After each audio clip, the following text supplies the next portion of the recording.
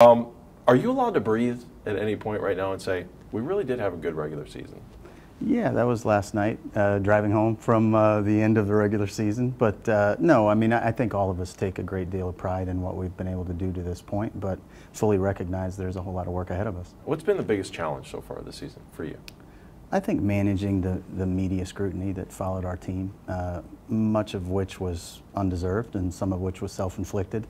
I think dealing with some of that, it actually ended up being a huge blessing for us as an organization, because I think what it did was galvanize our players together. But I think that was the thing that I was most unprepared for in terms of how intense the scrutiny would be. All right, so what did you learn about what time is the right time to step out and say, you know what, I need to say something here? I don't know that I learned anything relative to that specifically. I think the situation called for it, so I did what I felt was best. I really just felt like David wasn't getting a fair opportunity to be evaluated, and I didn't think the issues that we had with our team were his fault. I thought they were mine and my staff, and so that was something that I just wanted to get in front of. Just in particular, what was something that you took to heart that you said, you know what, this is mine, and just one example? Well, I think he was taking a lot of pressure, and so was the coaching staff, for our defensive intensity. Well, it was very difficult with the roster we had and the health situation we were at to be able to defend when you didn't have wing athleticism that was healthy and you didn't have rim protection. That's not David's fault, that's mine. And so that was, I think, challenging in terms of recognizing that's something we have to fix. I'm just curious on your philosophy to know that it's your time to step up and say, you know, this. I'm not talking about defending him, but self-recognizing. I mean, everyone talked in the beginning, oh, we need a rim protector, we need this outside shooter. But for you to be able to self-reflect and say, I've got to do that, it's refreshing for me to hear someone say that in your position. Well, I think it kind of goes from wins and losses. When we won 8 in a row early on in the year and Sean Marion was starting at the 2 and playing very well, I didn't feel nearly as much pressure to say it's on me. When things started going particularly poorly and we're below 500 and not winning enough, and LeBron's injured and going to be stepping away, it became pretty clear that it was time to act. Sometimes the season spells itself out for you and you don't have to think too much, you just have to be willing to react. At what point did you feel like you needed to make the mid-season trades, or were they? I mean, we had heard about Mozgov. I'd been talking about Mozgov for a long time, but we had real rumblings maybe in the off-season before any of this stuff started that he was a guy that maybe would be a good fit for this team. Yeah, we would have done it in July if we could, and actually had conversations with Denver in July, standing outside in Summer League in Vegas, actually. So he was somebody we targeted from the beginning. Unfortunately, Anderson's injury made it something that we needed to be a little more proactive. And fortunately, we were really blessed that Denver was ready to act at the time we were as well.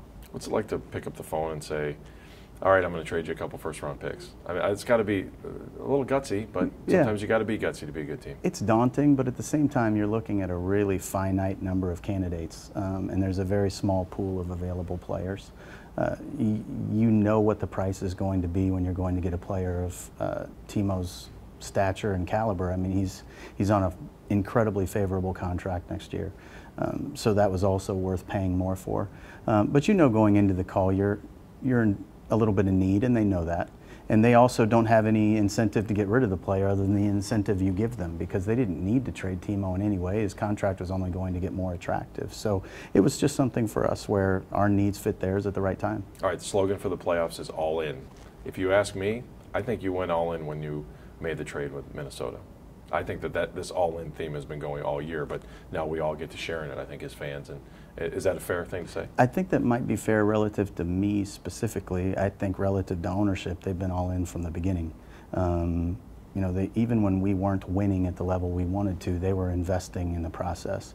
And they were doing the kinds of things to buy the assets that we used to go all in with that made it possible. So the fact that they were already all in and had set the deck made it possible for me to go ahead and do what we needed to do as a front office. But I guess if there's a moment where I swallow hard, I guess that's it. But it's really not, because it was sort of a self-evident move you make when your window's as finite as ours was. All right, I just want to talk about LeBron for a second. And what should fans know that his role is? I mean, a great basketball player. Obviously, when you have a great basketball player, it helps bring other assets to the team. What should fans know that his role is on this team, maybe just even a little bit beyond basketball? Well, I think he's the unquestioned leader from a basketball standpoint. But I think his intense passion to deliver championships to Northeast Ohio is shared by ownership, and it always has been.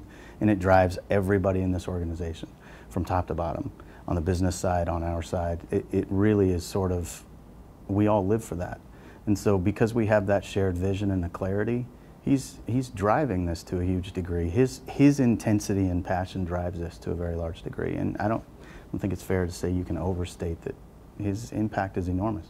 Kyrie, this year to last year, to me, to watch him grow and to see what we've seen since he's been drafted and compared to last year to this year, I think it is probably one of the most special stories that I've seen in a long time. Yeah, it's joyful for us to watch that happen. Kyrie, when we had the opportunity to sit down with he and his father and his agent in July, I really believe his deciding to re-sign with us signaled that we were ready for the change and we were ready to make a big move, and I think that spoke to LeBron in a powerful way. I think it generated almost all of the inertia we took through the summer. Once you get LeBron on board, that then begets the next piece, which begets the next piece. But it all started with Kyrie believing in where we were going. And I think it also had a lot to do with the success he had with USA Basketball. Kyrie realized that in order to be a complete player and a winner, he had to play a little bit more defense, and he had to be somebody that made people better. And getting to watch him take those steps and evolve in that way right now, it's really joyful to watch in the form of a kid that young. And then to add to the LeBron part of it, to watch him grow with LeBron, because I don't know. Look, it takes time to get to know, to work with anybody. So I think in the beginning of the season, and correct me if I'm wrong, in the beginning of the season, they still needed to figure out how to work together, and then the light bulb went on, I think, when LeBron came back, especially for Kyrie to watch him play. Yeah, I think they had to evolve and define their space and find the way that they were going to function together. I mean, again, we've got a big three, and Kevin Love is a very dominant presence as well from an offensive standpoint. So those pieces didn't just fit seamlessly because they're all ball dominant. The trades helped to some degree in that regard, but the coaching staff just did an amazing job of making all of the pieces fit together. When LeBron came back and was healthy, they did a great job of recognizing to have LeBron handle a little bit more and take Kyrie off the ball. It made him more comfortable, I think.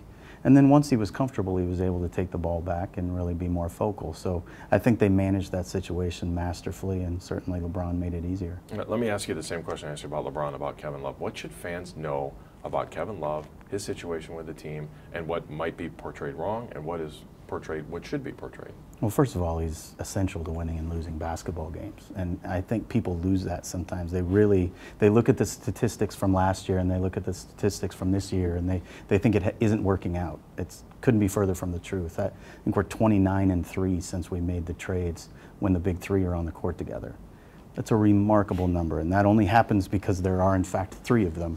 And Kevin's presence as a floor spacer and his presence as somebody who can score at the rim and rebound and outlet pass like he does, he's a special, special player. In terms of knowing the things that have been said, Kevin wants to win, and he's said that. There's actually plenty of articles out there that he's really happy in Ohio and he wants to deliver for the fans of Cleveland. If people would focus on what he's actually said, I think they'd feel really good about the Kevin Love situation. When you start to focus on the things that people around Kevin say, that's a whole different situation. Well, there's no truth to any of that. Our expectation from Kevin and his to us is that this is going to be a long relationship, and I have no reason to believe that's not true. So. Why do you think the negative is out there? Because people need something to write about this It's very clickable. Yeah. It's something that you click on. You know, when there's negativity out there, you're going to read it. When we were in turmoil, we had to have been the absolute dream of every website, because every article about us was scandalous. It was fantastic. You know, we got a shadow government on the coaching staff. So, I mean, it was awesome. So I think that's why. I think if you can find anybody to validate a negative notion, you run with it, because it helps sell, quite frankly. But again, I'm really grateful it all happened like it did, because it's adversity that brought us together. LeBron kind of talked about 3 seasons, him coming here, the trades in the midseason, and then what we've seen past that. Do you kind of view it the same way? I feel it's been like 5 seasons, but that's just because I was there before LeBron was. So from the time LeBron got here, it's certainly been a season in and of itself from that point until the season starting. I think when the season started, we had the season that took place before the trades, and then certainly since then. So I understand why that's his count, but mine's been a little more daunting from before, I guess, but same. All right, just last question for you, and I talked about this today, that you know, this team is built to win now, which I think may be a surprise to everybody, maybe even yourself, that you are now actually built to win now, especially when you got the job in the first place. But this team also, when you look at the way things are structured, is built for down the road too. I'm worried about today. I know fans are worried about today, but you have to look at the big picture. We do, but we also, to your point earlier, we did go all in. You know, this is when you have a window that's open to win a championship, you have to try to deliver within that window, and we're certainly cognizant of the fact that we've got a 4-year run maybe of a window that's really going to be open, and we need to do everything we can to have sustained runs at this. And it doesn't mean that you throw everything into one reckless run, but I think we're very cognizant of the fact that every moment we get in this process is special, and none of them are granted at all. You're not necessarily going to be a winning team all the time, so when you have the opportunity, you have to knock the door down. When do you get to breathe? That's my last question. It's a really good question. Maybe when the camera stops rolling right now. No, it's great. It's a good opportunity for all of us to just enjoy the ride right now.